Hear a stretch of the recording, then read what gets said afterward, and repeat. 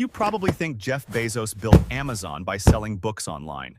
But books were never the real business. They were simply the first object used to train millions of people to trust a screen. Click a button and wait for a box to arrive. Once that habit formed, Amazon could sell almost anything. But before Amazon, before the garage, and before the billionaire in the rocket, there was a little boy named Jeffrey Preston Jorgensen. He was born in Albuquerque, New Mexico in 1964. His mother, Jackie, was still a teenager. His biological father, Ted Jorgensen, left his daily life while Jeff was still too young to remember him clearly. Then another man entered the story.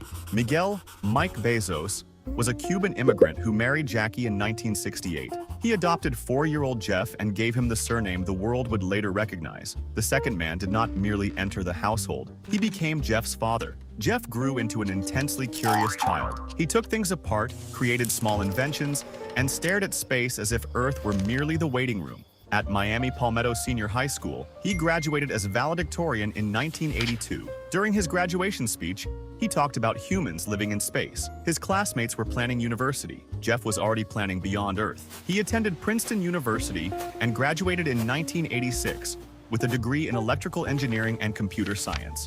Then he entered finance, eventually joining the Wall Street firm D.E. Shaw. That was where another important person entered the story.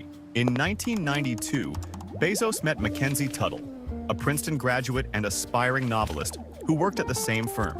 They married in 1993. She was there before Amazon even had a name.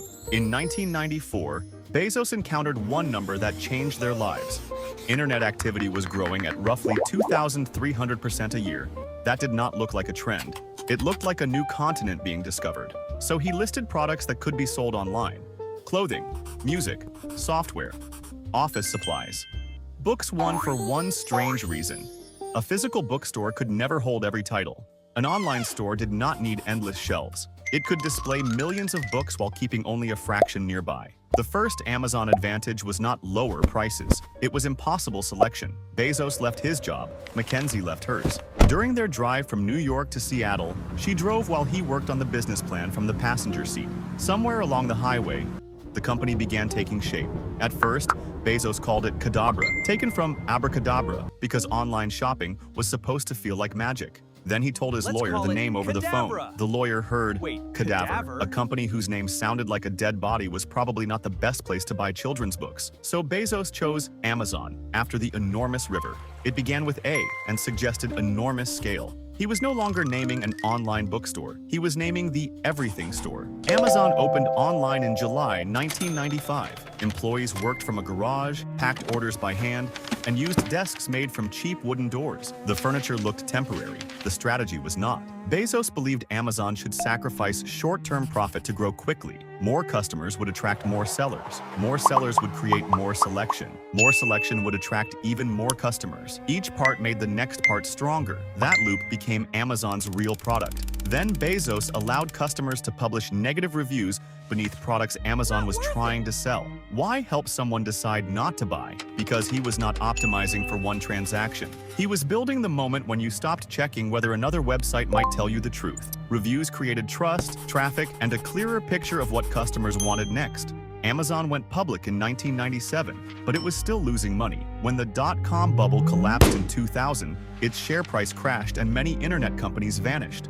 Amazon survived by cutting costs, securing cash, and protecting the long-term system. Then it launched Marketplace and invited outside merchants to sell beside Amazon's own products. It looked like Bezos was inviting competitors into his house. In reality, he was turning the house into the market. Third-party sellers expanded the catalog without forcing Amazon to own every item. Amazon could now profit by owning the place where the sale happened. Then came Prime in 2005. For one yearly payment, customers received fast shipping on eligible orders. Analysts saw an expensive delivery promise. Bezos saw human psychology. Once shipping felt prepaid, customers bought more often, searched elsewhere less often, and gradually treated Amazon as the default. Convenience became habit, and habit became loyalty. But Amazon's strangest transformation was happening behind the store. Its engineering teams needed computing systems that could expand whenever traffic surged. Amazon turned those internal tools into services other companies could rent. In 2006, Amazon Web Services began offering internet infrastructure on demand. Startups could rent computing power instead of buying expensive servers. Even companies competing with Amazon elsewhere could end up paying to use its technology. You could avoid shopping on Amazon.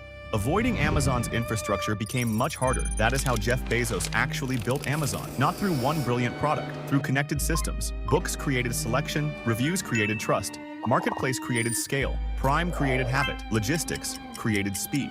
AWS turned Amazon's machinery into infrastructure for the wider internet. By the time Bezos stepped down as chief executive in 2021, Amazon was no longer merely a store. It was a marketplace, delivery network, subscription, advertising platform, and cloud computing company. So the next time an Amazon package appears at your door, remember what you are really looking at. Not the result of a boy who simply learned how to sell books online. The result of a boy who lost one father, was chosen by another, dreamed beyond Earth, and eventually built a system through which much of modern life now moves.